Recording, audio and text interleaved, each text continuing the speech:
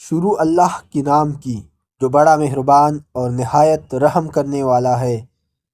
حضور نبی کریم صلی اللہ علیہ وسلم نے فرمایا کہ میں نے ایک ایسے شخص کو دیکھا جس کا جبڑا، ناک اور آنکھ تینوں اعضاء اس کی گدی تک چیرے جا رہے تھے۔ اس شخص کے متعلق بتایا گیا کہ یہ وہ شخص ہے جو صبح گھر سے نکلتا اور جھوٹی خبریں تراشتا تھا جو دنیا میں پھیل جاتی تھی۔ اس حدیث میں جھوٹی خبریں پھیلانے اور جھوٹا پروپیگنڈا کرنے والوں کی سزا کا ذکر ہے۔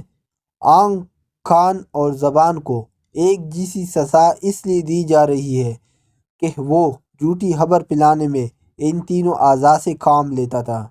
اب اگر ہم اپنے ارد گرد دیکھیں تو ہم یہ بیماری اپنے معاشرے میں ہر جگہ موجود پائیں گے۔ اگر کوئی کسی شخص کو بے عزت کرنا چاہے تو اس کے خلاف کوئی افواہ پھیلا دیتا ہے۔ امام ابن سیرین رحمۃ اللہ علیہ کہتے ہیں، خواب کے متعلق جھوٹ بولنے والے کی دنیا تباہ ہوگی۔